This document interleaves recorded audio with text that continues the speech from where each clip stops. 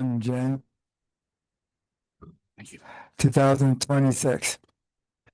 Please turn off your cells or put them on silence, and then stand and join me in the Pledge of Allegiance.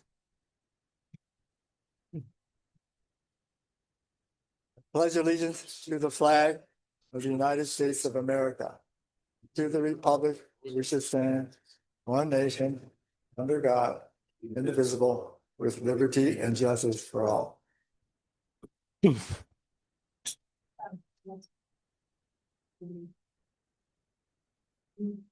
First item is roll call. Councilor Waldman, Here. Councilor Knight, Here.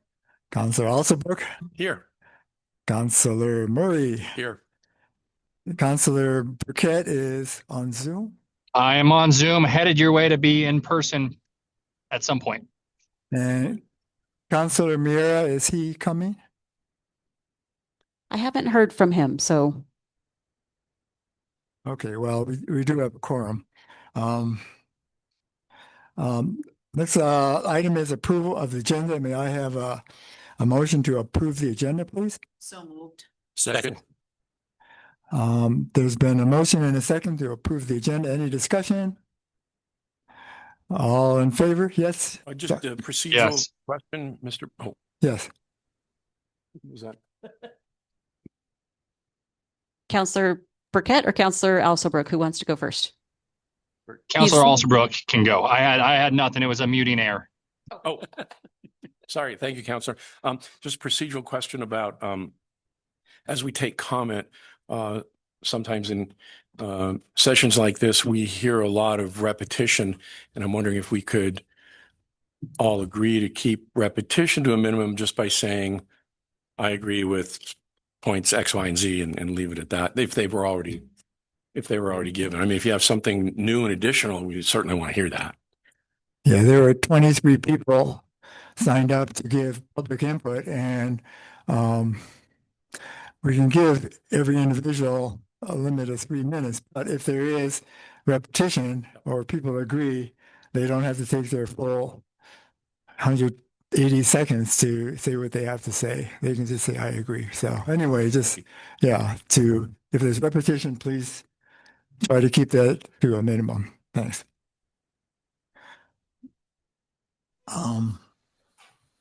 So has the agenda been approved? Nancy's gone to Ann. We need a vote. Yeah. Let's have a vote. Is it a roll call or just? You can do the approval of the agenda as a roll call vote, or I'm sorry, as a voice vote. Okay. All those in favor? All those in favor of the agenda, please say aye. Aye. Aye. Any opposed? Agenda passes. All right. The next item is public comment on the draft ordinance to reduce lot coverage. This has been an item of discussion for quite a while. The comp plan passed in May recommended to consider reducing the lot coverage from 35 to 25%. This was also voiced frequently during the campaign period. An amended ordinance had been drafted by Councilor Murray, and some council discussion ensued on August 12th. Discussion was about reducing lot coverage percentage or perhaps by absolute square footage. At that time, council voted unanimously 5-0 to have the Planning and Zoning Commission look at limiting lot coverage from 35 to 25 to 20 to 25%. The next month, on September 17th, at the P&Z meeting, it was a work study session. 7 people gave input, and no one spoke in favor of reducing lot coverage, and the commission voted 5-1 to retain the 35% lot coverage. This section tonight is for public input to give the council know how you feel prior to council deciding on how to proceed. So we can start with public input, 3-minute limit per person. As Councilor Alsobrook said, please try to limit what you say. If you're going to repeat someone else, just say I agree or try to keep it brief. Anyway, Teresa, are you going to name the people who are Actually, to I've speak? I've got the list tonight, Okay. although our timer does not want to. Wait. I know everybody loves the little beep, beep, beep. Okay. So the first one I have on my list is Carmen Martinez Tittman by Zoom, but I'm not seeing her on the Zoom. Carmen, are you on? Yes, I'm here. Okay. So we'll start with Carmen. And Carmen, I know we had spoken earlier about you reading some comments into the record, but Johnny Martinez is here and he said he would read those into the record. So if you want Thank to you. read your statement, and then we'll move on to the next person. All right. All right. Thank you Give so us your much. name and address, and you will have 3 minutes. My name is Carmen Martinez Tittman. I live at 5567 Corrales Road. Mayor, Administrator, and Council, I respectfully request that you consider reducing the maximum lot coverage from 35% to 25%. I represent part of the broader community of residents who support rural character, smaller building footprints, and preservation of our precious community that is the foundation of Querencia. Querencia, a place-based identity rooted in land, history, and community that stretches back centuries. This place tells us who we are and who we are not.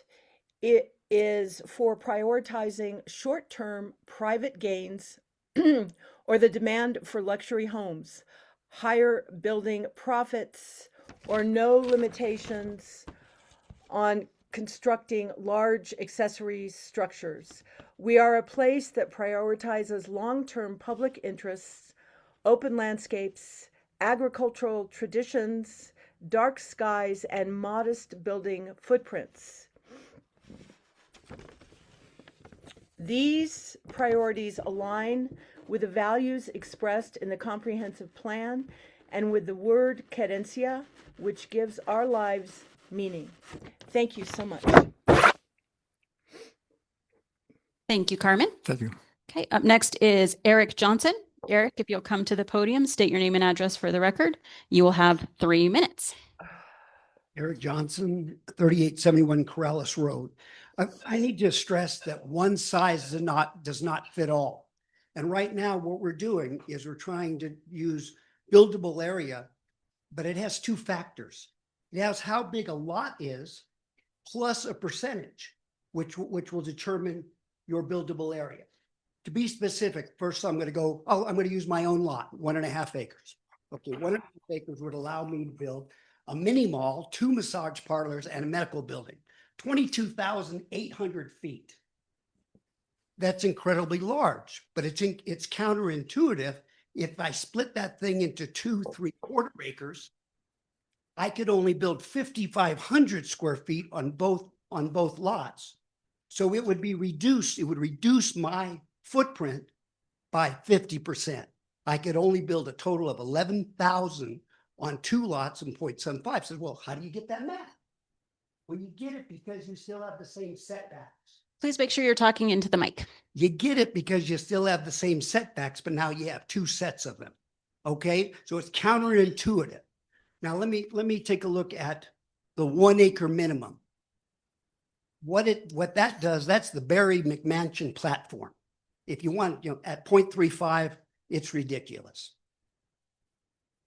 It's a huge amount of area. 20%, I would scale that down to 20% for any acreage over an acre. Underneath the acre, I would keep it at 35%, except for when you hit a 1/2 acre. So let's take a small lot, because we never seem to people with small lots. How about a 0.4 lot with a 0.35 buildable area? You barely have enough for a house and an outbuilding. So what you can do in an ordinance is you can say for people under a 1/2 acre, wait a second, you can still build a decent size horse corral. Let's say 1,500 square feet. So what you can do is you can keep them at 0.35 of buildable area because of a small lot, but you can also allow an area which allows it to be a horse property as well. What I find hard to believe in this ordinance here as compared to other ordinances, it's a one size fit all. Corrales is not a one size fit all community. It has the tertiary homes with 7,000 square feet that nobody lives in half the time. It has the 1 and 2 acre properties, which have a bunch of outbuildings and built moderately. And then we have the Arizona women's prisons. That's 9,000 square foot black and white homes. Okay, with no buffer, no nature, nothing. So we need to start looking at sizing. So thanks. Okay, next is David Davenport. David, if you'll come to the podium, state your name and address for the record. You'll have 3 minutes.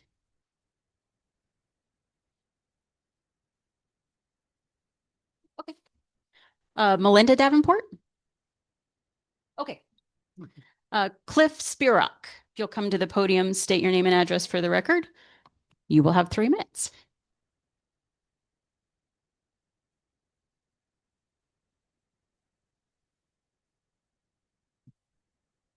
Good evening, councilors, commissioners.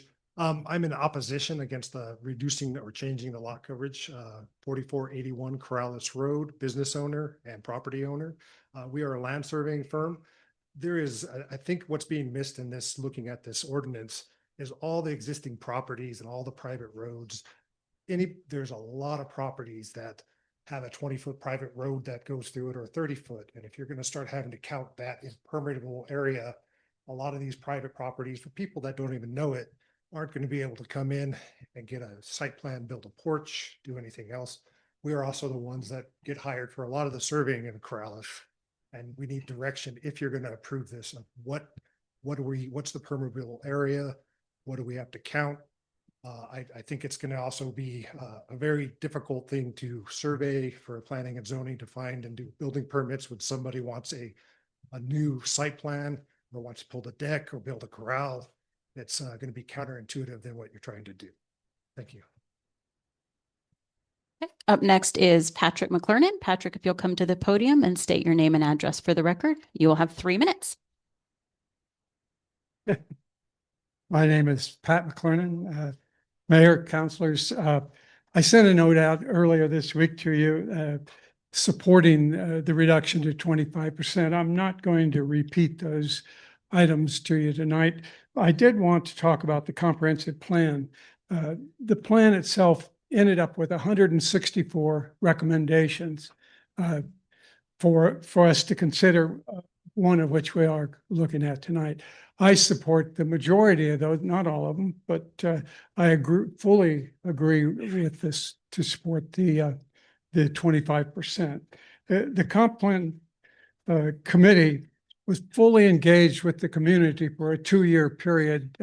They had 2,000 responses to their survey. They had over 50 public meetings. So although they were instructed to produce a comprehensive light, they did extra duty. And I think the important part was the extent of public engagement that they engaged. This reduction is really about the visual character of Corrales, and I just wanted to say I fully support that. Thank you.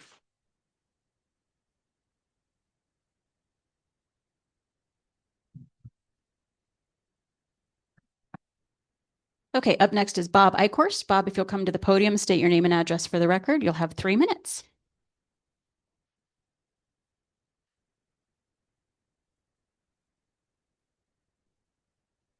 Hi, pardon me. Bob Eichhorst, live in Corrales. Fred, great to see you in that chair. I'm going to go back to my old thing. You guys have heard it before and you don't pay any attention. Every ordinance you guys pass is taking away our property rights. Every single ordinance you guys write is taking away my property rights. It's called private property. You don't own it. If you're going to limit somebody building on it, are you going to buy the extra piece? How much control do you have over everybody's property? I'm not going to say you guys are Marxist, but that is a Marxist idea that you control all the property and we're just tenants doing what you tell us to do. If that's the case, are you going to tell us what crops we can grow? Are you going to tell us how many kids we can have? It's none of your damn business. It's our private property. I live on Corrales Road. I can't even have a solid fence because Main Street says they got to be able to see into my yard to maintain the view. No, it's my view. It's not their view.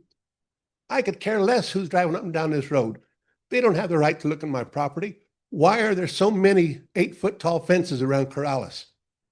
Because we're trying to fence people out from taking any attention to our private property. Anything you guys do is lawful because you guys are writing the law. But is it legal? The lawyer will tell you what's lawful because you're writing the law. But being legal means will pass scrutiny of the U.S. Constitution. Big difference. Leave my property alone. I don't have a big house. My house is over 200 years old. It's not a big house, but I've got the right. I got 3 acres. I got the right, if I want to build a barn in the back. Remember, private property belongs to the person who owns that property. And it is called private property on purpose. Thank you. Next is Dwayne Brown. Dwayne, if you'll come to the podium, state your name and address for the record. You'll have 3 minutes.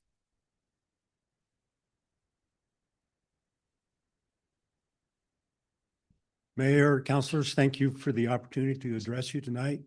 I'm Dwayne Brown. I live at 490 El Camino Campo. I lived in that general neighborhood about 40 years ago, moved away to Albuquerque, Los Ranchos in Colorado.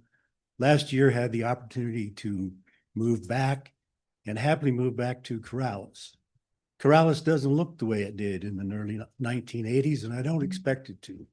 But I think you're on exactly the right track here to reduce the size of buildings and houses that can be built from that 35% to 25%.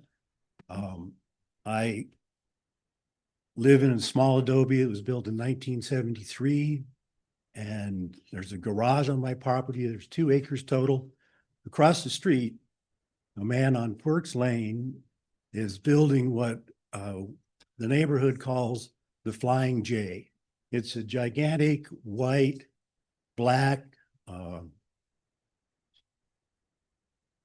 modern farmhouse design, and then he's got a 6,000 square foot garage that's going up as well. It's probably within the requirements, but it's one of those things that's just not what I remember Corrales being, what I'd like to have it remain and continue on as a farming rural field village with as much open space as possible. Thank you very much. All right, up next is Johnny Martinez. Johnny, if you'll come to the podium, state your name and address for the record. You'll have 3 minutes. Good evening, Mayor, Council. Johnny Martinez, 200 Rafael Court. This past week, I reviewed the village ordinances, and everything I read reinforced the intention of maintaining a rural setting in Corrales. The village has invested heavily in the farmland preservation program to support this vision. Reducing allowable lot coverage from 35% to 25% would align with that program at no additional cost to the village and would further support the longstanding commitment to maintaining open space concept throughout the community. When the current lot coverage limits were established, I don't believe our commissions or councilors anticipated the scale and intensity of development we're seeing today. Structures are not only getting larger, but they're being designed to push right up against the maximum limits of the ordinance rather than to honor the spirit behind it. This trend directly undermines the open space character that residents have consistently said they value. Those advocating for increased lot coverage seem to approach the issue primarily from a financial standpoint. In contrast, those supporting a reduction are focused on preserving open space, protecting the rural landscape, and maintaining a peaceful village that defines Corrales. Thank you. And then Johnny is also going to read a statement on behalf of Jolene Mays, who is not able to be here tonight. And it's similar, but I don't feel I can change it for her. So unfortunately, we cannot attend the open forum tonight and appreciate the reading of our comments regarding the change in lot size. As residents of Corrales for 54 years, we urge you to support the adopted Corrales Comprehensive Plan and long-held community values to reduce the current lot size coverage from 35% to 25%. We feel this reduction to 25% coverage will support the goals of the comprehensive plan in protecting the rural quality, open space, and community character of our beloved village. We respectfully urge the vote to support this respectfully urge your vote to support this 25% reduction in lot size. Thank you for your thoughtful consideration, Wayne and Jolene Mace. Thank you. All right. Up next is Doug Castile. Doug, if you'll come to the podium, state your name and address for the record. You will have 3 minutes.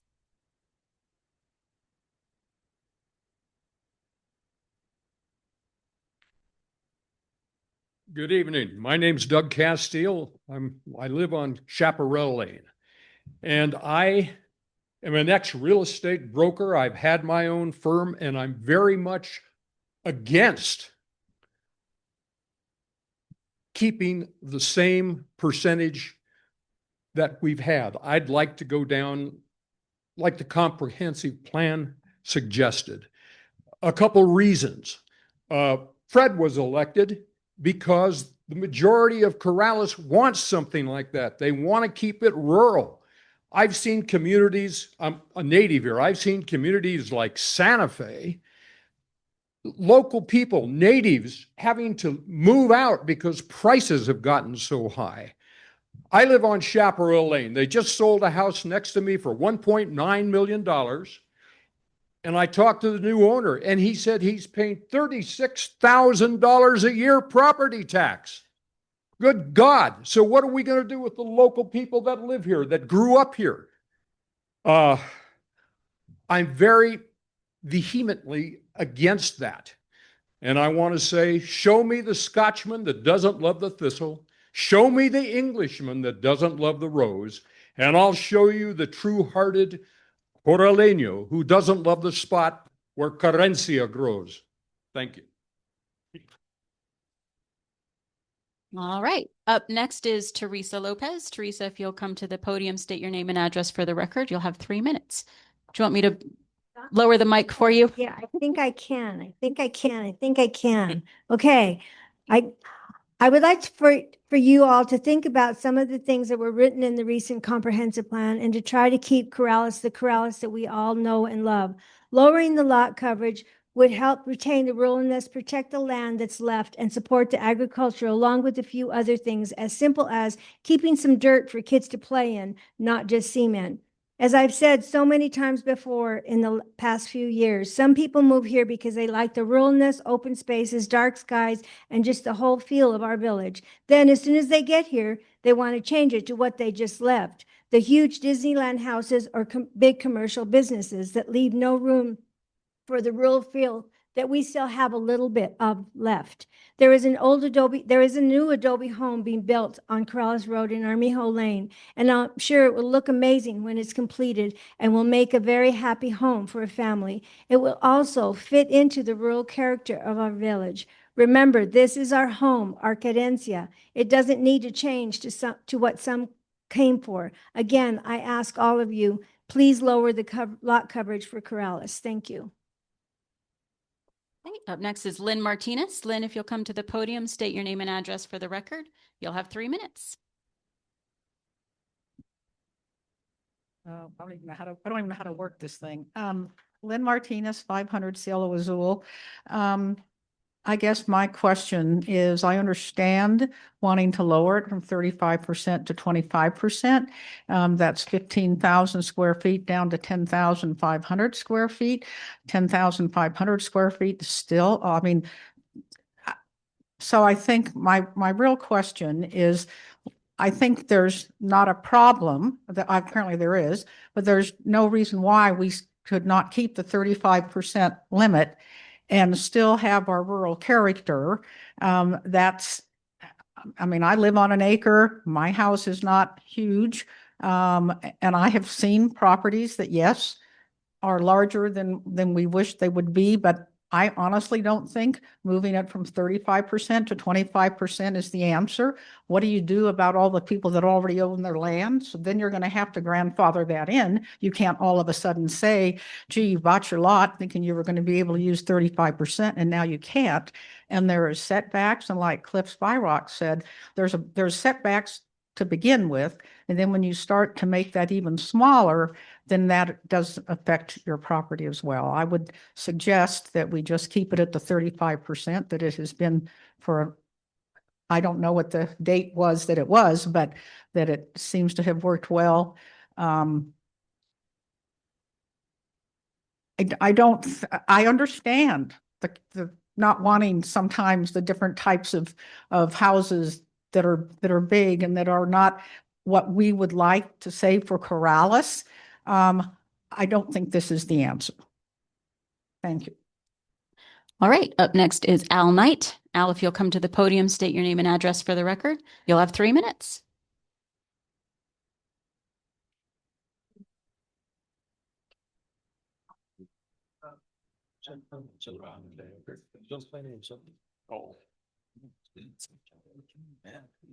Al Knight, 240 Reclining Acres Road, and a member of the Comprehensive Plan Committee.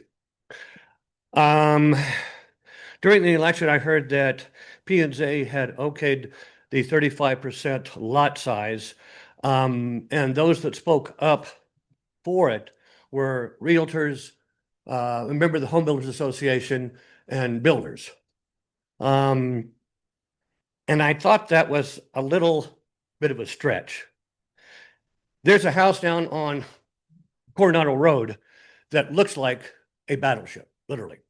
So I went back and Googled what 15,000 square feet translates to in a naval sense, just to give you some idea of what you're looking at 15,000 square feet. 15,000 246 square foot footprint translates into a destroyer Daring class at 15,944 square feet, or a Virginia class sub at 12,818 square feet, or a medium, a 150 to 200 meter long super or mega yacht, or a mid-sized cruise ship that holds 300 to 600 passengers. 25% is 2,890 square feet, which is 4,890 square feet bigger than the average custom home in Corrales, which is 3,400 to 6,000 square feet, according to Callwood Banker. The average home in Corrales is 2,679 to 5,716 square feet. In the US is 22 to 2,400, and the residence in the White House is 9,000 square feet. So,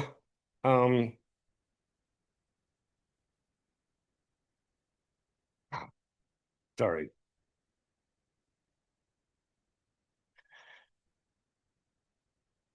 So one of the arguments was that no one will, the banks will not loan. Let's take a 1,400 square foot house and put it on a 500,000 worth 1 acre lot. Banks will not loan you money to build a 1,400 square foot house. So I talked to a loan company, mortgage company, and said, is that true? And he said, no, the only problem that we would have with a 1,400 square foot house on a 1 acre lot is getting comps for it.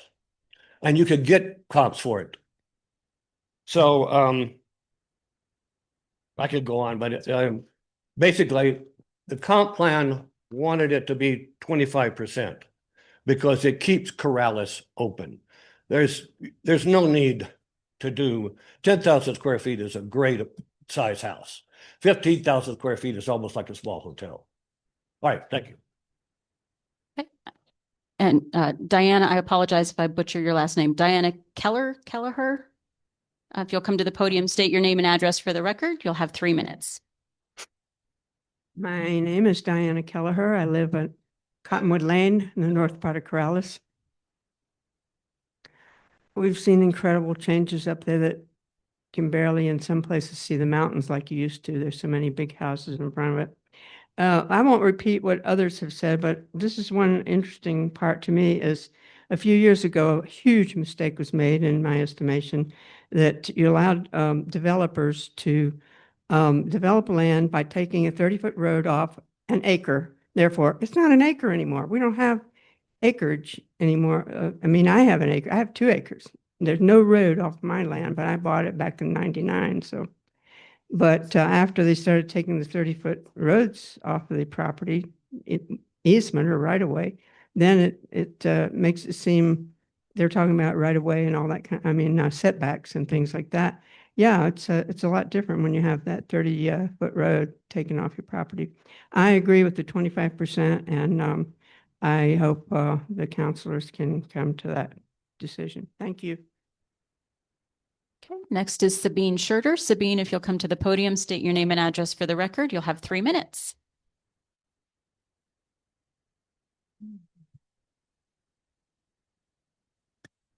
Good evening. My name is Sabine Schurter, 47 Rincon Road.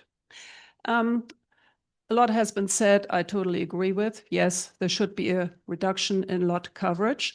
Of course, this does not only pertain to houses, it pertains to barns, accessory structures, horse stables, all kinds of things. And I've heard or read in the minutes of the P&Z meeting that there was some concern that people, for instance, would not be able to build a horse barn or horse stable. And I would like to add the suggestion maybe to create kind of a variance, a permanent variance, for people, if there is this reduction to 25 or even 20% lot coverage, to allow people to have some accessory buildings for agricultural and animal husbandry purposes, such as keeping horses. It's a possibility, maybe something to discuss, just an idea. Thank you very much. All right, up next is Lana Smittle. If you'll come to the podium, state your name and address for the record, you'll have 3 minutes. I was waiting to see if, oh, yeah, that's what I was waiting for. Good evening, Mayor and Councilors. My address is 903 Hopi Road Southeast. And I'm the director of the Home Builders Association. I'm sure people are saying, you don't live here. Why are you coming? So what my job is to help ensure that our members remained informed about development changes within various municipalities and to advocate for responsible updates to ordinances and codes. So we sent a letter in yesterday, so I'm not going to repeat what was in that letter, but I guess the one big question, and several people have spoken to that already, is why the change, why the suggested change, and what positive impact is going to come from this? Because I know we've seen building other places. We work with Albuquerque, Rio Rancho, and what that does is, in this case, would create more 2-story homes, which kind of goes back to the people who are saying, we want the views, we want the open space, we don't want our mountains blocked. And so I think there's other sides to think about in these kind of changes. And obviously, we do have builders here. I was at that first meeting. And so we appreciate the fact that we get to be here again. And I think y'all will make the right decision. So thank you. Okay, up next is Aaron Cook. Aaron, if you'll come to the podium, state your name and address for the record, you'll have 3 minutes.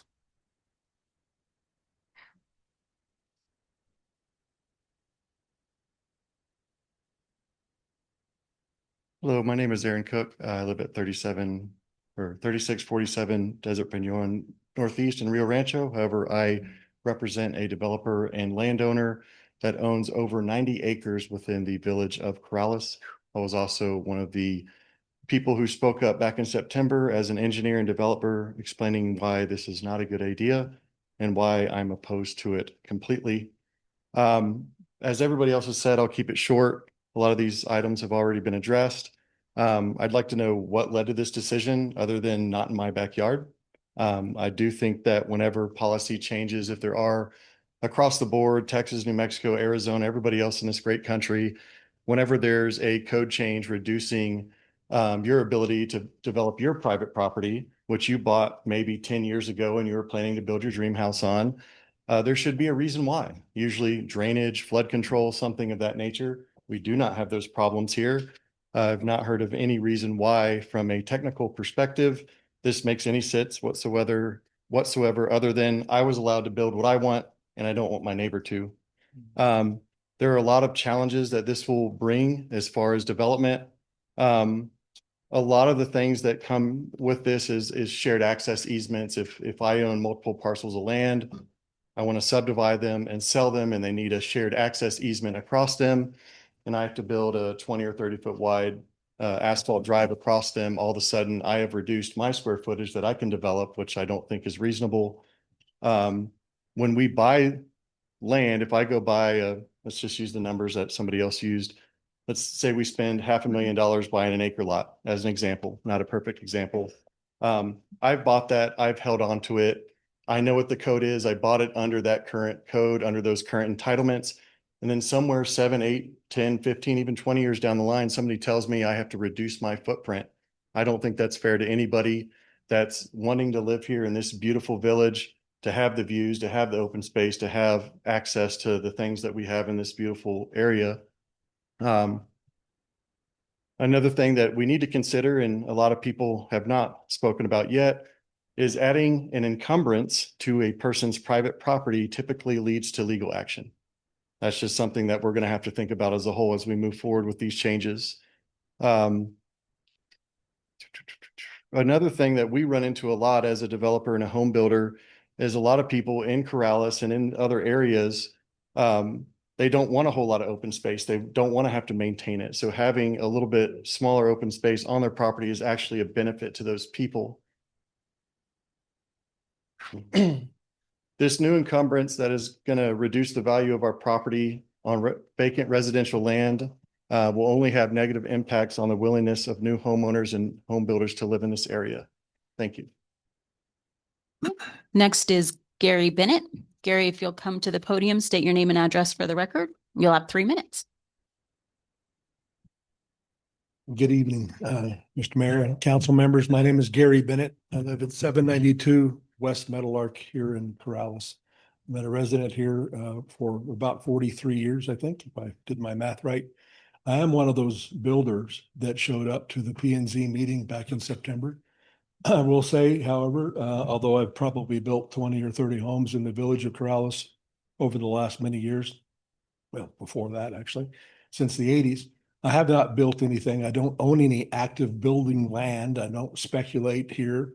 So I would like to be considered only as a resident, a long-term resident of the village, not as a profiteer builder who's trying to maximize his profits.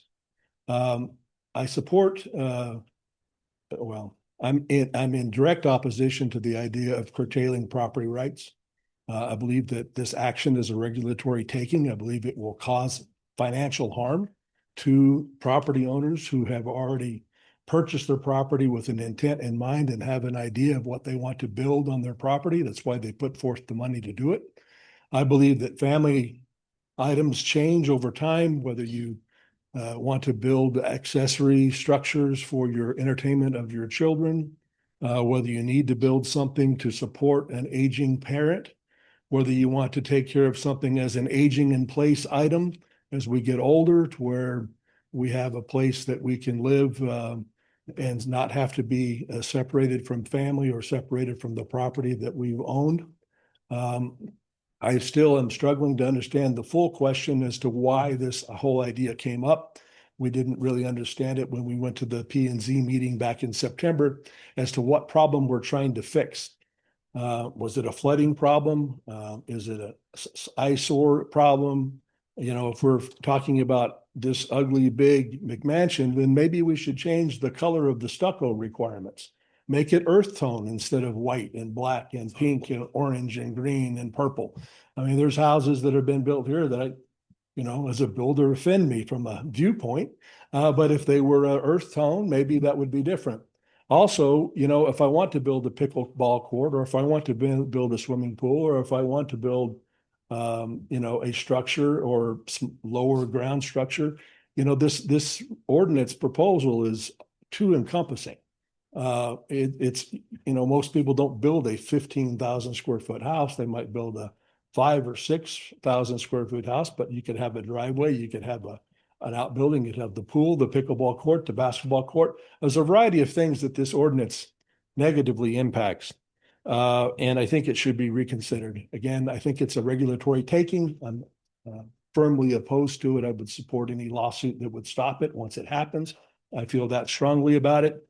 And I would hope that you would consider it from all aspects and not just because you lived here and you have yours and nobody else can have theirs. I appreciate you. Thank you. All right, up next is Jason Howard. Jason, if you'll come to the podium, state your name and address for the record. You'll have 3 minutes. Jason Howard, 5 Cayadillos Howards. Good evening, Mayor, councilors. I'm in opposition to the reduction in the buildable area. A jump from 35 to 25% is a 28% reduction in buildable area, which significantly impacts property values. The one size fits all argument does not work.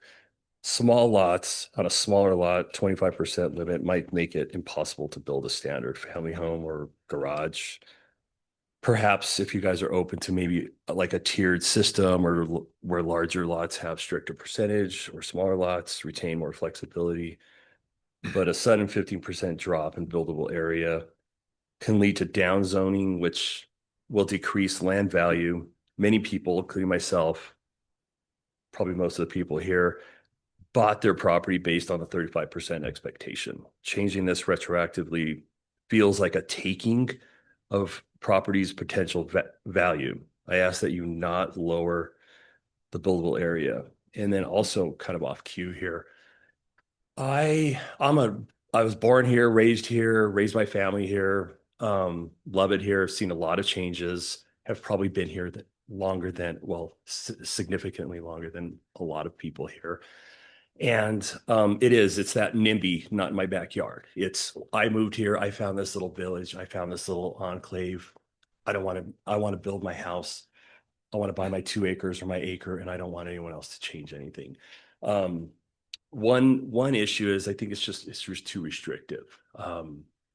You guys, I did a subdivision 25 years ago. The magic number then was 1.05 acres. That was the magic number so you could have a detached casita and meet environmental health.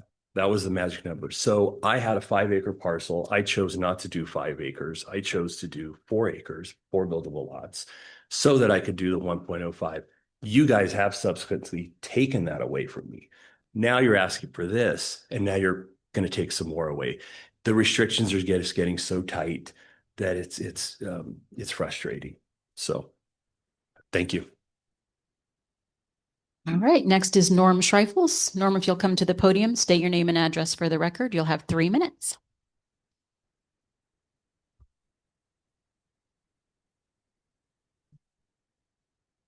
Good evening, everyone. Norm Schreifels, 224 Calle Bonita.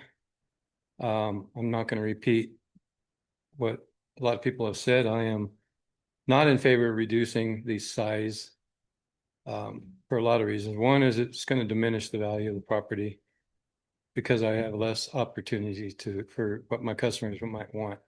I've been down here for over 30 years, so I kind of took offense to whoever it was that said, well, you're a builder and it's just for profit. And, I've been here 30 years, raised my family here, built over 50 houses down here. I understand the situation, but it's going to diminish the value. It's also going to cause more 2 stories, which will ruin more views than letting us just, use what we have. And one thought that came to my mind was maybe if we keep the 35%, if a house is approaching, 30% or something like that maybe we look at some setback changes where they're a little bit further away from the neighbors. And we're very much against the decrease. And I am 100% in support of the litigation if it does proceed that direction. Thank you. All right, next is Linda Parker. Linda, if you'll come to the podium, state your name and address for the record. You'll have 3 minutes. Thanks, Melanie. Good evening. As I understand, the village administration can change the footprint size if the safety of its citizens is at risk or there are environmental issues such as flooding.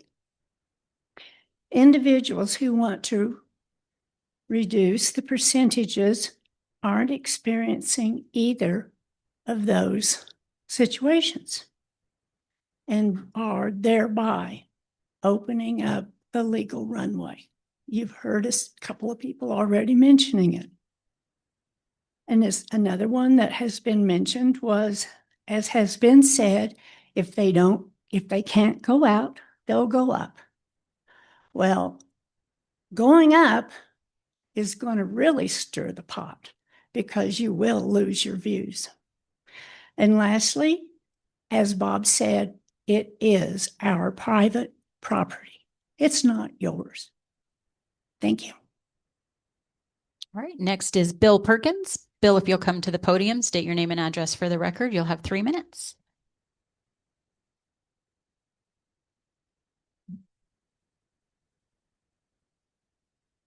Mayor and councilors, thank you for the opportunity to give this input. I did a long speech, but cut it in half. I appreciate that this proposal is driven by the idea that open space is part of what distinguishes Corrales from its neighbors. As a retired landscape architect, I concur that open space is the vital ingredient in the visual character of our village, along with the trees and the homes and the barns and the fences. But open space is that vital ingredient. Change is inevitable. I've lived here for 40 years, and many of our speakers have been here for far longer. As further infill takes place, the visual character will change. As infill takes place, it's going to happen. And we can be sad about that, but I do believe that the incremental steps, such as the reduction of the buildable the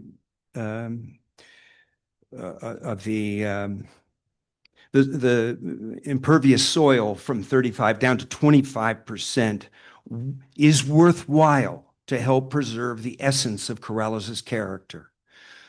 One more idea.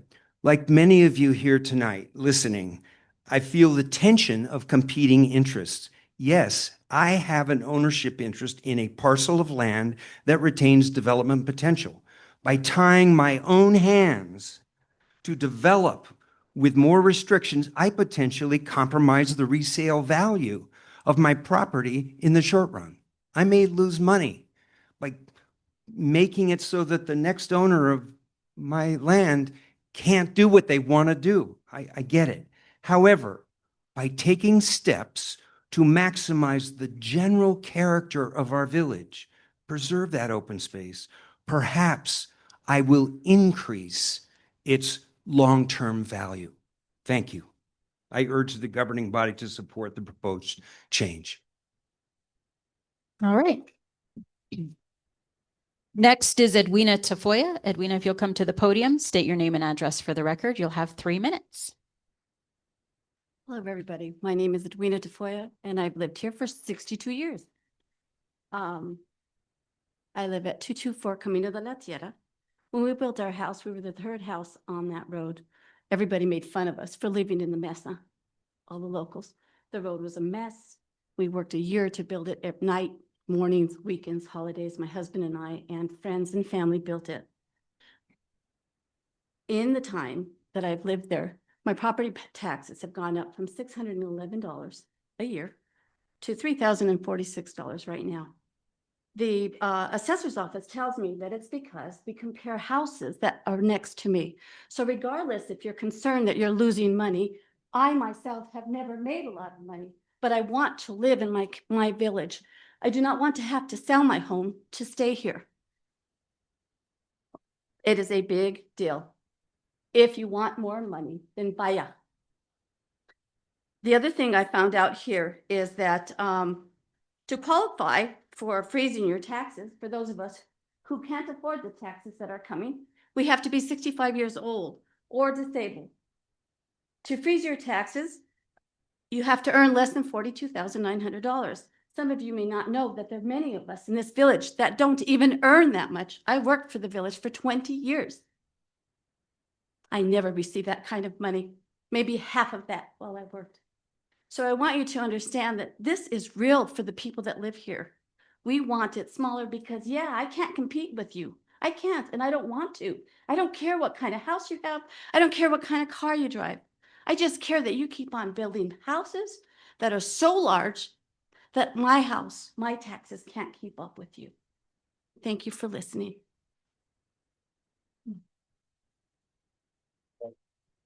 All right, and our final speaker this evening is Robert Campbell. Robert, if you'll come to the podium, state your name and address for the record. You will have 3 minutes.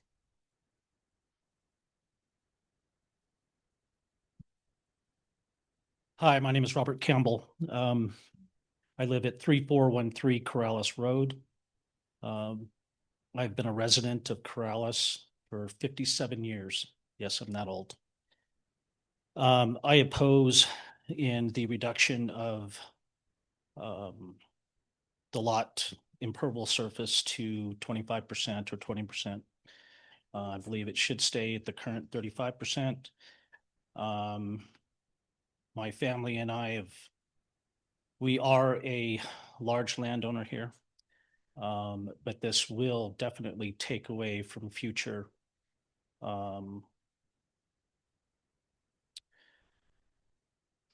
I don't know how to put it. It'll take away from our future here. That's all I have to say is I really oppose this reduction in 20 to 25%. Thank you. Okay, Mayor, that's it.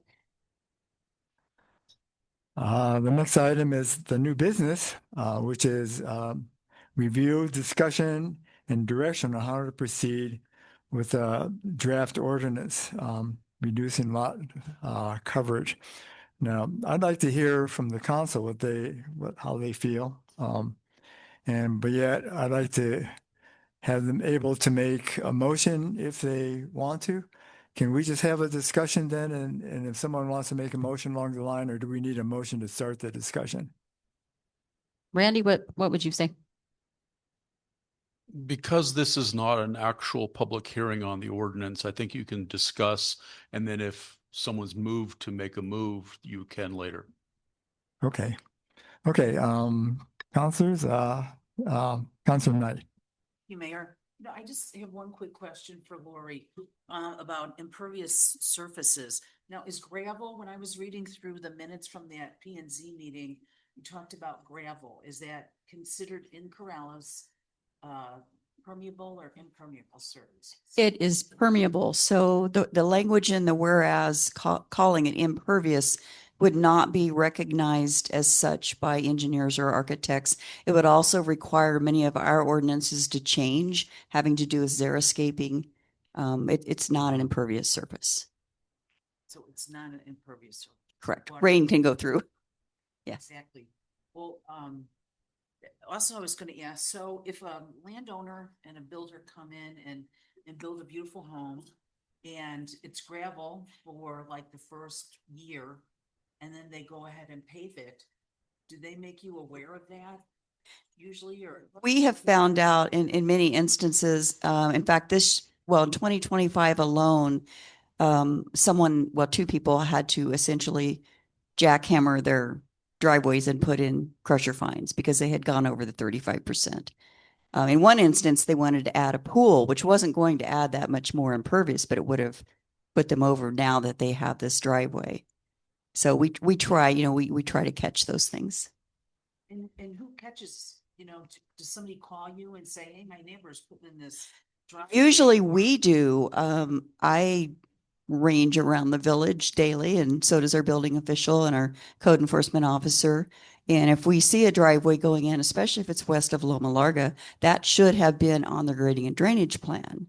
and often is not. And then they have to redo their grading and drainage plan, assuming they are under the 35%, they can do it, but now they have to account for the drainage as well. I'd like to just give a little introductory comment. Is I think there are three possible options for council tonight.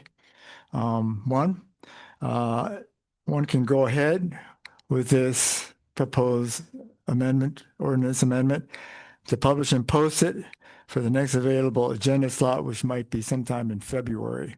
And even if it was published and posted, there would be a published and posted meeting and then another meeting if the council decides to go ahead and have a meeting to approve. So no matter what happens, if the council decides to go ahead with this change, there will be several meetings thereafter before it gets approved. Second option is to amend the ordinance. And there was discussion about percentages versus absolute square footage, and then go ahead with publishing and posting. And the third option is no action at all. And so those are the three options I see. And you can think about that as a very complex topic, I think, but I'd like to hear what you all feel. So Council Alsobrooke. Thank you, Mayor. Before we get into that discussion, I wondered, there are some members of the Comprehensive Plan Committee present who I would ask to come up and answer a question or two if they might, or if they don't want to, I guess that's okay too. Sure, if they like to. So it's unfortunate that many of the people we've heard from weren't paying attention during the past 2 years while we were wrestling with our comprehensive plan of development, including all of the public input, and they just simply posed the question of, well, where's this coming from? I don't get it. It's been a long time coming. And so what I'd really like to hear from anyone on the Comprehensive Plan Committee is Councilor Burkett shared a particular questionnaire, question 19, maybe it was, that's sort of specifically asked respondents about lot area reduction, which seems to indicate that maybe about half the respondents or so said, no, that's okay the way it is. And, some didn't care one way or the other, and some said, no, we should change it. But that was in the comprehensive plan. And I just wonder if we could kind of walk through that briefly. Maybe that question was just an isolated one and there was lots of other, like the free form comment inputs and things like that. If you're willing, I think you're the best person subject matter expert to address it.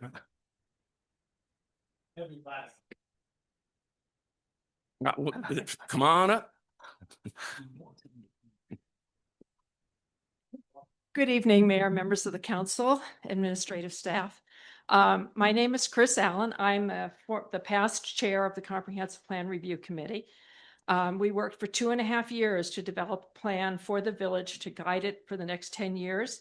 We had over 50 meetings with the public. We did the survey you mentioned, Councilor Alsobrooke. And unfortunately, I was late. I missed some of the meeting, but one word you heard over and over again that I have since I got here is open space. And we did hear that a lot in our public meetings. We applaud the village for their efforts you've made in the last few years to purchase open space and to preserve farmland. That's a worthy effort. You've done a good job. But a lot of those parcels are in disparate parts of the village. What citizens really told us they wanted was a sense of open space in their own neighborhoods, along their own streets. So that's where the idea of reducing the lot coverage came from, to allow for more open space on the lot, which could be used for agricultural purposes, for wildlife, for viewshed, for any number of purposes. There are several ways you can accomplish this. The one we selected was to reduce the square footage from the percentage of impermeable surface from 35% to 25%. We also discussed clustering buildings to 50% of the lot. That would also help preserve some of the viewshed. So I think when you discuss this, keep in mind what the goal is. The goal is to keep our neighborhoods with some sense of open space, whether it's for agricultural use, horse corrals, or simply wildlife, open fields, whatever. That's the goal. How you accomplish that goal you can be very creative in how you do that. We've made a couple of suggestions, but there may be others out there that you can find. I just hope you focus on what the goal is. The goal is to preserve a sense of open space. Nobody wants to live in Tanawon. We heard that over and over again. We want to see view shed. We want openness. And maybe you can cluster buildings on a lot, reduce the square footage.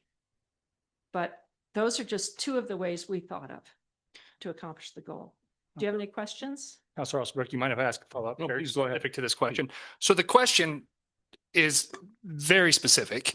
Question 19 on the survey is, should the village reduce its current residential lot coverage limit? Question mark.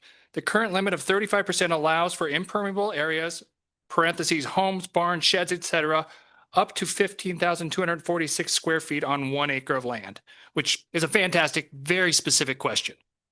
20% of people out of the 2,000 that voted on this said we do not support that change. 55% said that 20% said we do support the change to decrease it. 55% said we do not support that. And 25% said they had no opinion. So 1 out of 5 people said that they support that very, very specific rule that we are addressing tonight, that exact specific rule. But we're hearing that the majority of people in the village wanted this when it's 1 out of 5 and it's crystal clear data. Right. Let me clarify again. What we heard in the public meetings is that people want the sense of open space. Yeah. We didn't necessarily discuss the detail of how to accomplish that. Okay, I guess my question is, why is this one that was the only sense of open space that was specifically voted against 4-1, the one that we're voting on tonight, instead of some other possible ways to improve open space? To tell you the truth, that was 3 years ago. I'm not sure I can tell you accurately why that question was phrased the way it was. Yeah, I'm glad it was. I mean, it's perfectly Right. matches what we're voting on tonight. Right. But I can tell you that what we put in the comprehensive plan was a combination of the survey results plus the public input we received. I agree, and I support the open space. I agree with the sentiment 100%. But I think we're discussing a very blunt tool that just bludgeons people's property rights to death and probably doesn't accomplish the goal. So as I said, there may be other ways to accomplish the goal. Please, yeah, if you've got additional. Sure. Clarification is the conversations that the Comprehensive Planning Committee had and the research they did seeking nuanced solutions for how to retain both open space, open areas, view sheds, and retaining the sense of a rural feeling community came about following not only the surveys, which were done very early on in the 3-year process. Those surveys were developed before any discussion came about how to combine both the feeling that people voiced about disliking McMansions in their backyards and wanting to retain a more rural feeling atmosphere. So why we didn't nuance that question better is we hadn't explored nor heard from the wider community that the two sort of real things they wanted us to focus on.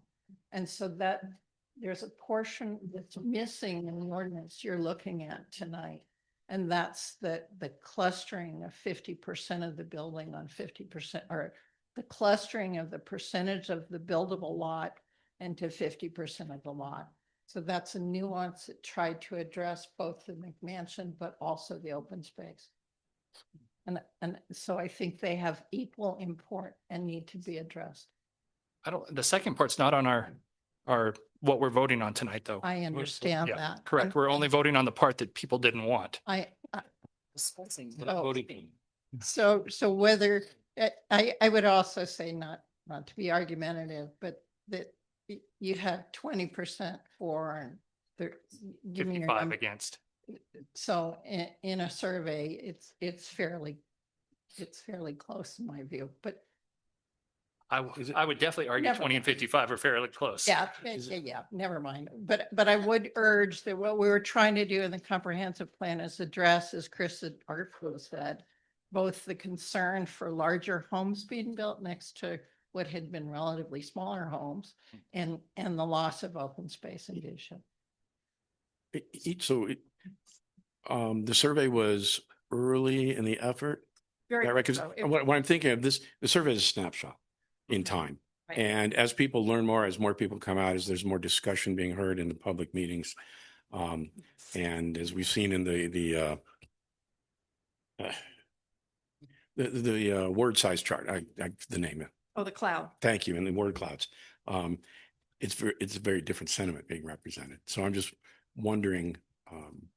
Yes. I just want to confirm where in the time frame was the survey as opposed to what we saw later. Right. I can tell you specifically, we were convened in May of whatever year it was, what, 3 years? I don't know. It's all a blur. But we were convened in May. The survey was done that first summer. We then had another whole year of taking public input from neighborhoods, from council districts, from different community, the business community, the builder community, all the different organizations in the village, both affiliated with the village, our committees, as well as nonprofits outside village government structure. So all of that took place after the survey was done. Okay, thank you. I would add that if you look at the survey. Al, can you come to the microphone, please? And I would add that if you look at the survey, the broader context, the survey was the start of the whole process. So you can look at the survey as an outline where you've got all this stuff written down. And then in the final product, you did tons of notes. And so the survey was an outline, but the final product going from 35 to 25 was a product of all the notes that we took from all the meetings that we had over the next year and a half. So to take the survey as the gospel truth is more like taking it as this is an outline, not the Bible. I mean, I agree. Most of it is very vague and kind of directional. That one question is the only one question that is very specific. When we got a lot of input on the different opinions after that, but it's just an outline, and it was done at the very beginning of the whole process. Councilor Morgan? Thank you, Mayor. Chris, during your discussions, when you're putting this plan together, was there, and you're trying to reach a compromise that the community could accept and look for the next 10 years? Was there any discussion of leaving the 35%, but include the clustering so that you have the 50% cluster, but you have a much broader open space while retaining the 35%? Was that ever discussed? Was that ever brought up in your discussions? Meetings with other people? Yeah, or your internal meetings? Yes, yes. This was an idea that came up at one of our committee meetings to try and address the open space issue. How do we look at a lot and accomplish what people told us they wanted, which was a sense of an open neighborhood? And so the two things we came up with, and there may be others, was reducing the square footage of impermeable surface and making an attempt to cluster those impermeable structures onto half of the lot. Is that a workable possibility of retaining the 35%, but mandating the clustering? You'd have to do the math on that. And we didn't.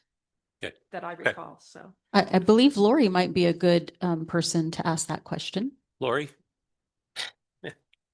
I think when we're talking about clustering everything and, thinking about in the middle of the lot, so to speak, what we're really talking about is setbacks.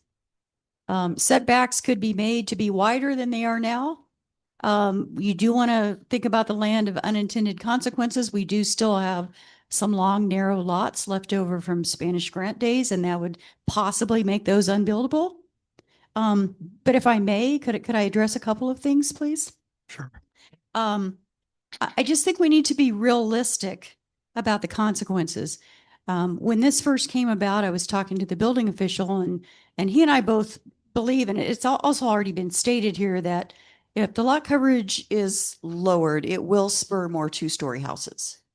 So what is the bigger problem? Having a big house next to you or having a 26-foot high house next to you and you've lost your view entirely?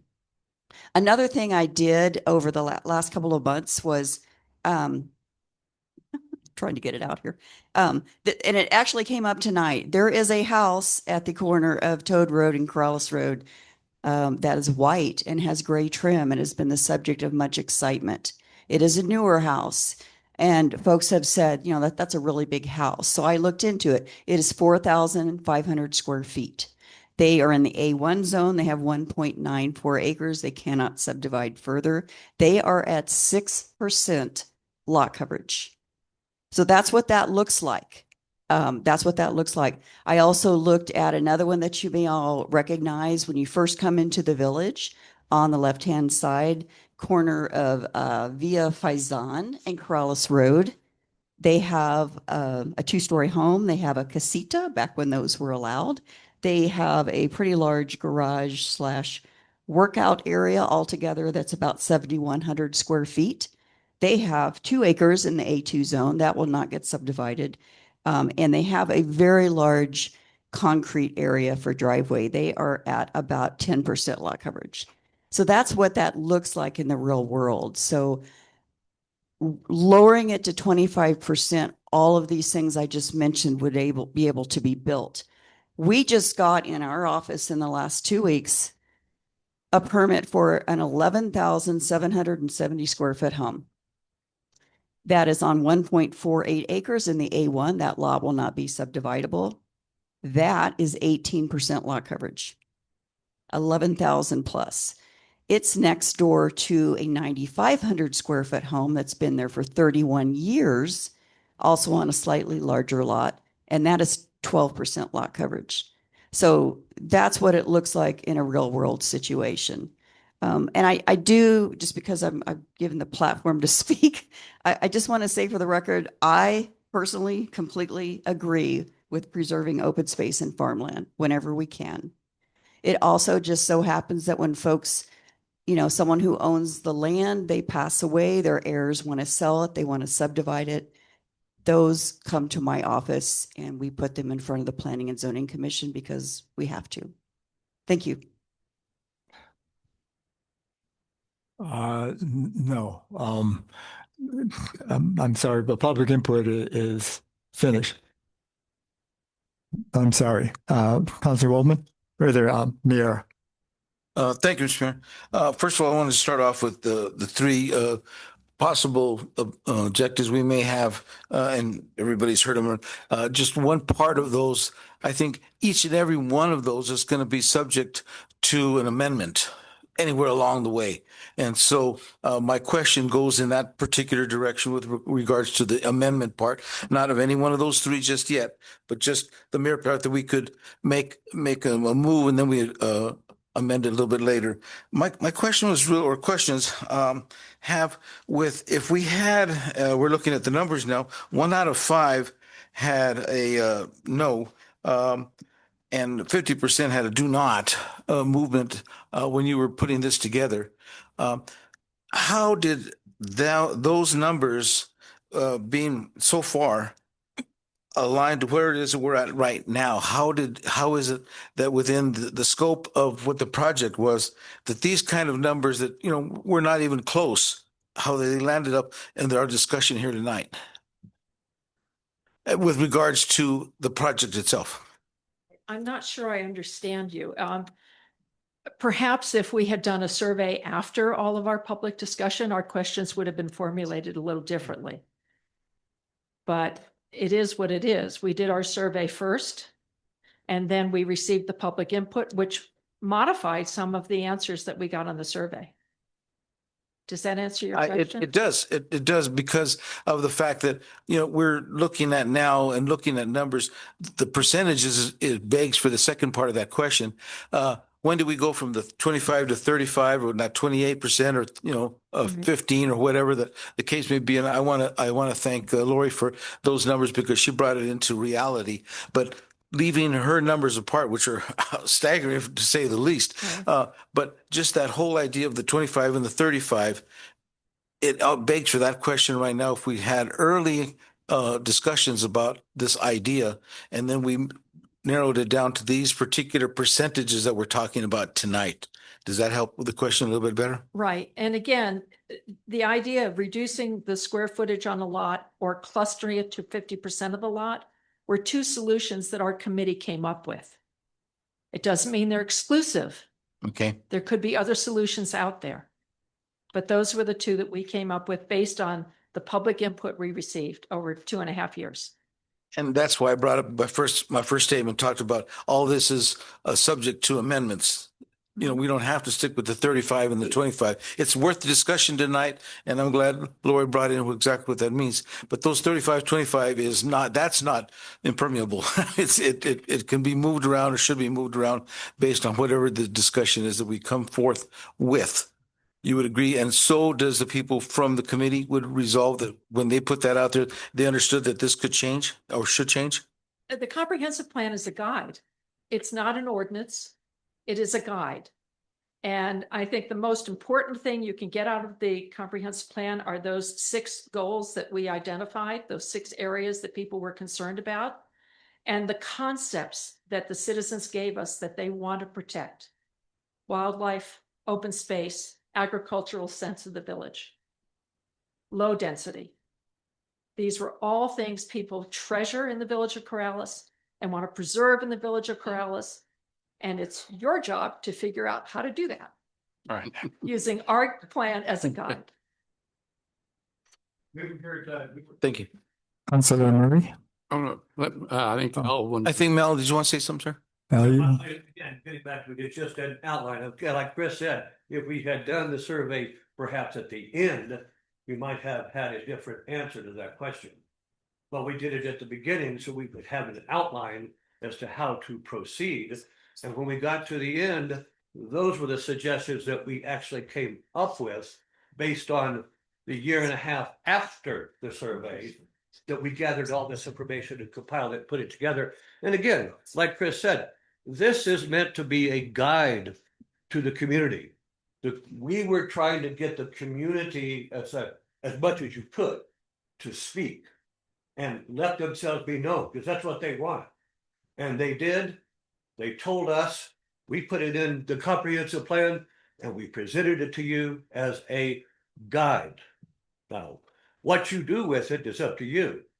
But this is kind of what the people of the village of Corrales, as close as you could get over a 2-year period. This isn't just going out and asking a bunch of people. This is a two-year period. So it's no small undertaking. So this guide is for you. Councilor Murray. Great. Thank you, Mayor. I want to dispel a myth right now. You're advocating that by reducing this lot coverage, we're going to have more 2-story homes. We're already there. We allow 2-story homes as long as they don't exceed the 26-foot height limit. So that is a given right now. It is in place. And Lori, I'm sorry, but that is a fact. The lot coverage, the 2-story homes, you can build anything you want. You can put a basement in if you want. But also, when we first started out on this, we met with Chris, I think Council Alsobrooke and myself. That was what, 6 months ago, at least. I have kind of modified my stance in some respects. I think, one, the village has the right to set municipal law.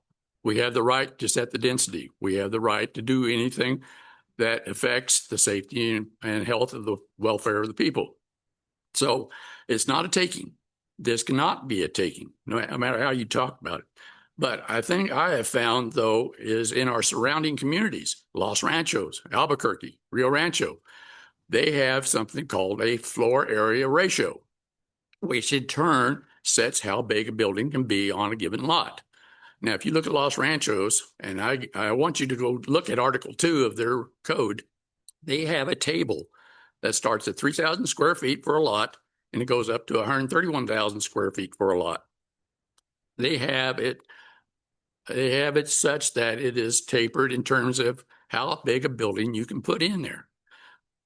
I think that may be the way we need to go. Instead of saying just 25% lot coverage, maybe we need to look at this floor area ratio and see how that works for us and make us come into the area in the 20th century or 21st century.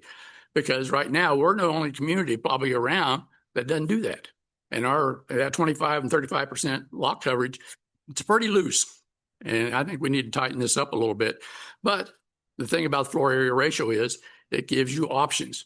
Clear down to your half-acre lot, which if you depending on the ratio, you might put 1,000 square foot home on it, on a 3,000 square foot lot. So I think in terms of the lot coverage, I think that's where we need to go.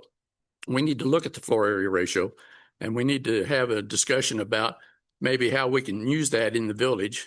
And then that allows then, whether it be a heated floor space or all of the floor space of a house, we can have that discussion. And then maybe it would alleviate some of this concern with the builders, because obviously Los Ranchos is doing just fine with this, and the builders don't seem to have a problem there. And I think also we can, there are exceptions. So I think that's what we need to look at. Yeah, it sounds like there's some flexibility in that, and instead of a hard maybe change. But yeah, I think this is a complex issue. Zach? Yeah. Thank you, Mayor. So I have lots of thoughts on this. The biggest one is that I agree 100% that open space is probably one of the most critically important things. And for anybody in the room with teenagers, I feel like maybe we're getting lost in the plot. They're going to both be embarrassed and impressed that I said that in public. But I think this is not the right tool for it. I mean, my thoughts are that this is a very blunt tool. I think it's going to create socioeconomic division. I don't think it's going to solve that problem. I think it's going to make it worse. I know later in the comprehensive plan, there's a discussion about that we should promote cluster housing, which is the exact opposite of what we're doing here. And it's a much stronger verb than what we're asked to do with this, which was to consider this, which I think we've considered it. We've considered all of our thoughts. I'm 1/6 of the thoughts that get to talk as much as I want up here, which is great. But at the end of the day, we have processes and we have data. And the data says that people didn't want this when they were asked this specific question. There's a question 6 that asks if the village is doing a good job of preserving rural character, and 70% of people agree that that is currently happening. I know that number, I'm sure it's gone down with deeper conversation. I agree with that. I don't think it's gone down that much. But when we considered this the first time, we kicked it to the group of people who we have in the village to consider this, which is planning and zoning. Planning and zoning considered this. They voted 5-1. They are the experts on planning and zoning. We said that you wouldn't laugh if I said that if you agreed with them. So they are the experts in planning and zoning. They have been appointed to that board to address situations like this. I mean, our administrator just said there's no properties in the village right now that this would have made not buildable. I worry that we're going from rural characters into some sort of rural aesthetic theater, that we're trying to put things out there that show what our values are, but don't in any way affect anything. And I have the same values as you guys. This isn't going to keep people from building a big house next to you. It's really not. It just takes things away from people unnecessarily. And I think we've already gone through the process. We've already asked planning and zoning. They already told us what they thought. We asked them to tell us what they thought. I would make a motion that we support their choice and we leave lot coverage as is. Is that a motion? That is a motion. Is there a second to that motion?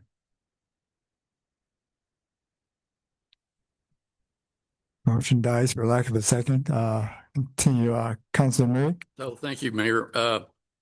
I think one of the other things about the floor area ratio too is that when you talk about neighborhoods and having the character of the neighborhood remain the same, we're not going to step on existing lots and existing homes. They're going to be grandfathered in. That's not going to be an issue.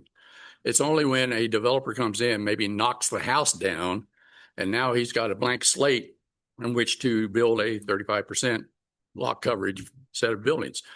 I think that's where we're going to come in, is because in the neighborhoods, you want to keep the neighborhoods looking around the same. You don't want a big mansion scattered within a area where there are smaller homes. So I think let's look at the floor area ratio and let's see if we can make it work. And I'd like to make a motion that the attorney look at the floor area ratio for the village and have a discussion within a couple of months with the about this floor area ratio. Okay, so Councilor Murray made the motion. Is there a second to that? Question. I don't know exactly what that means, floor area ratio. Okay, floor area ratio basically says that the size of the building that you can put on a lot over the lot size is your ratio. Ratio is greater than 1 means higher density. That means like in Los Ranchos, if you go down to Osuna where they have that multi-story, that is probably a floor area ratio of 30 or 40. But if you have a floor area ratio that is less than 1, it means less density. It means your buildings divided by your lot size determines the ratio. So if you have, like let's say, Could you put that in English? well, So the definition of floor area ratio is the relationship between the total amount of usable floor area that a building has and the total area of the lot on which the building stands. So given that, if we had a 10,000 foot lot and you had a floor area ratio of 0.3, you would only be allowed to put 3,000 square feet in on that lot, or I mean 3,300 square feet. Isn't that the same as a percentage lot coverage? No. Dr. Alsabrook? There's a motion, but no second, so I'm out of order. There's a motion, but do we have a second? By Councilor Second, just to continue. Brooke, second. Okay, discussion? Can we? Well,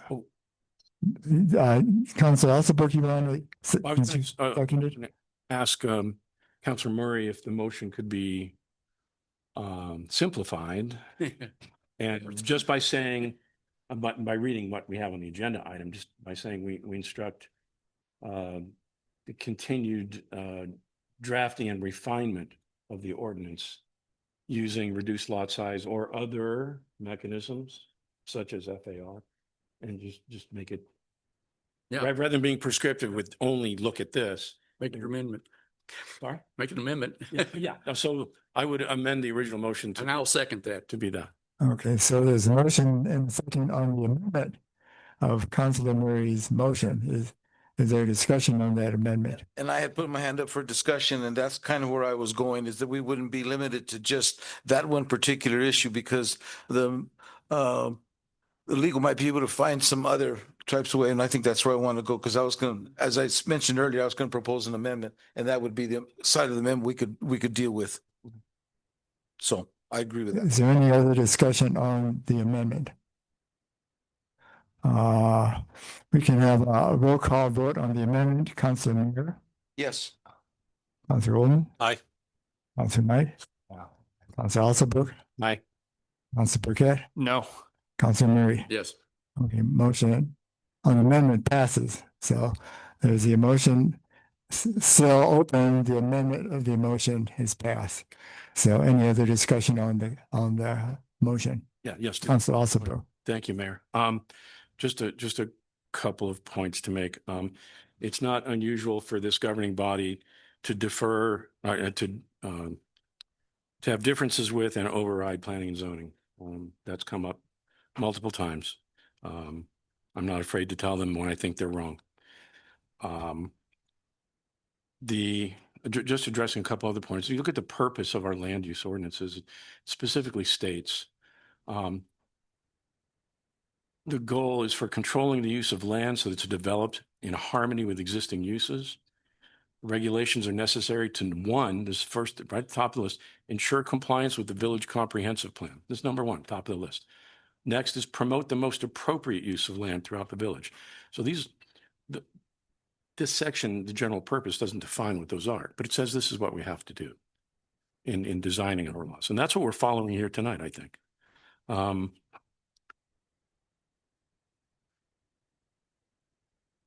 I guess actually those are the only two additional points I wanted to make.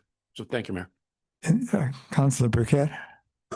I have some confusion over what we are looking at with floor area ratio, because it looks like, I mean, then it factors in second floors. So it actually makes the permeable surface problem worse, because you can, by building up, you can address that easier.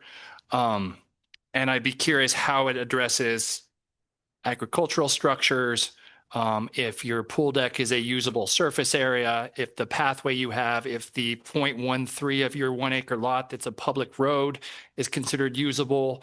There's going to be some challenges. And I think when you live in an agricultural community, using urban metrics is less useful.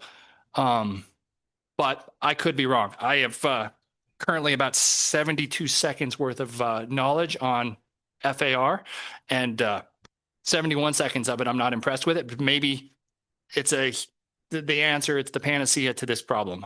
But I'm most concerned that we've just kicked the can 2 months down the road to repeat this meeting, and then hopefully not kick the can another 2 months down the road, not answering questions. But perhaps wouldn't having the attorney look at the possibilities of the ratio and clustering and variations on the above and more. I mean, that would be the same thing. It would at least give a starting point for some discussion, maybe.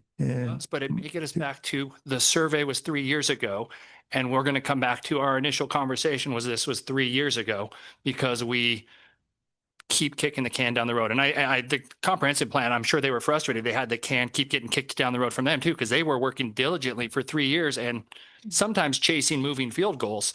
And that's, I mean, a frequently used process here, I think, to stall things.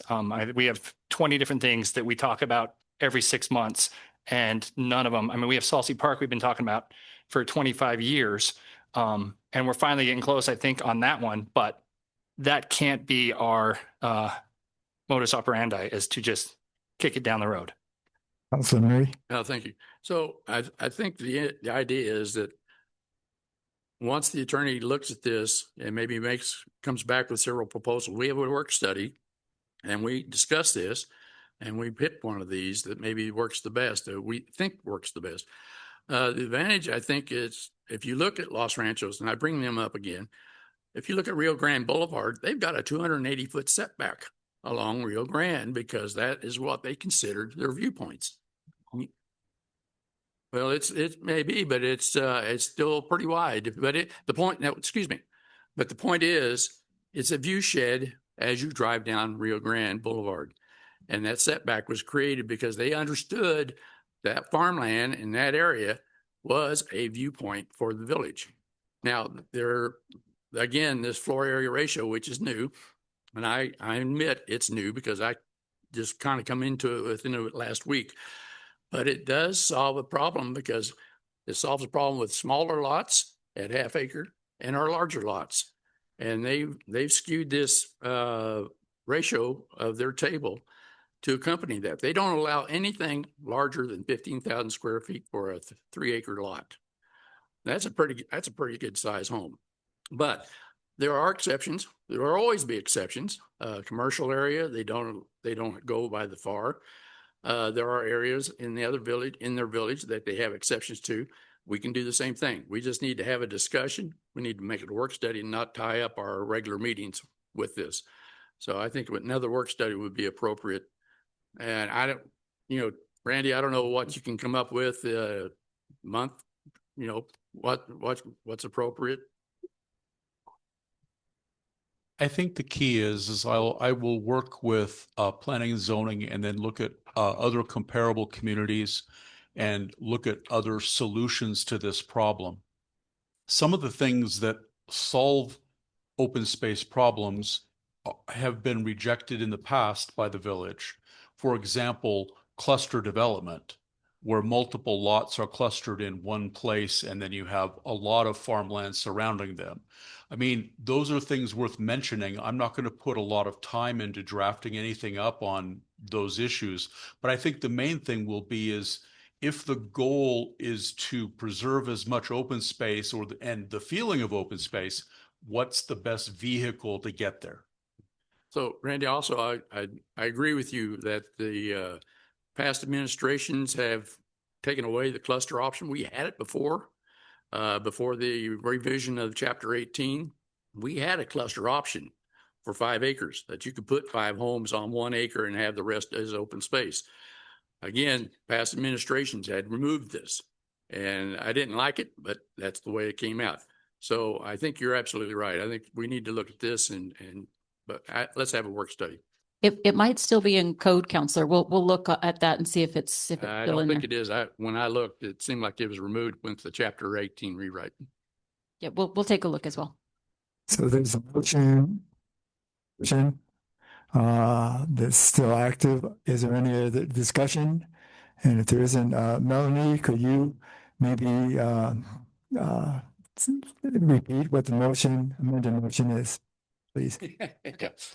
So the motion was to continue, direct the village council, Randy Audio, to continue looking into other avenues to address lot coverage, such as the floor area ratio, and other options. Okay, are you ready to vote on that? Okay, Council Mira, how do we vote? Yes, sir. Councilor Waldman, Aye. Councilor Knight, Councilor Osselberg, Aye. Councilor Burkett, No. Councilor Murray. Yes. The motion passes. And so that concludes that section of our agenda. New business. There are several items there. Does anybody have any additions to let's be there present? And if not, yes, Councilor Muir.